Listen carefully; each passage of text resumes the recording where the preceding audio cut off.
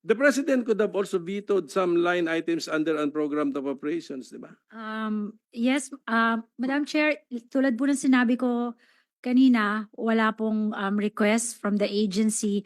And pag binito po natin yung specific line item, it's like saying na hindi na po magagawa yung mga proyektong yan. Mawawala na po siya sa libro.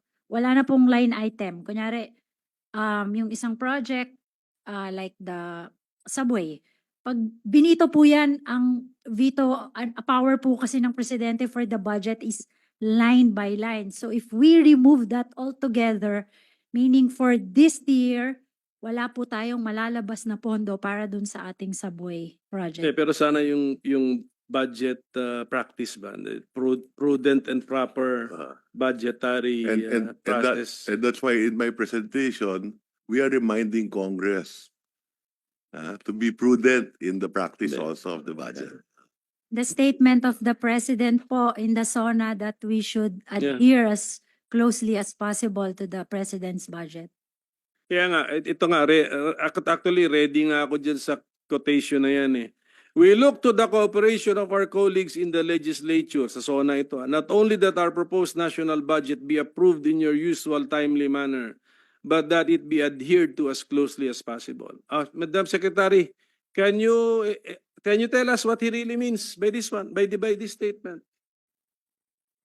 Itong sinabi mo. We look to, what is the real meaning of the president's statement? Ano gusto niyang gawin ng Kongreso?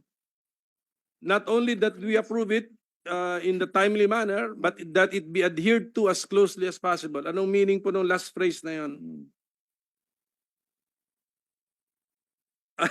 Na sana po,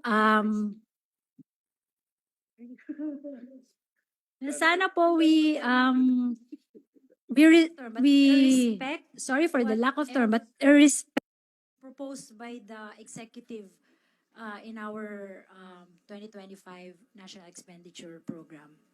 But let me also put on record that, frankly speaking, I don't expect even Congress to do an additional unprogram similar to what was done this year. Dahil medyo na-sweep na rin natin lahat eh. Okay? So I think this year will just be an aberration. And then we will go back to the practice dahil palagay ko, wala nang ibang mapagkukunan eh. Okay.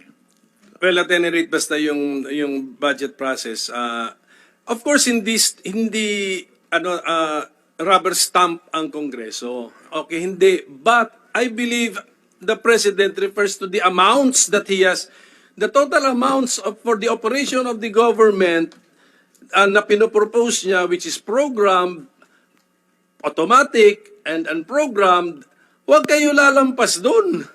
Because that is kasi yung intricacies yung sinabi ni Secretary Recto, yung loan, proceeds nandyan na, wala pa, incoming pa. Executive ang may alam nun eh. Oh, kayo ang may alam nun. That's why you designed the budget this way. Nung nasa Kongreso ako, naintindihan ko na rin yun. Kaya pinapaliwanag ko rin kanina yung cash flow. Hindi, kaya ka nga nami-miss namin dito eh.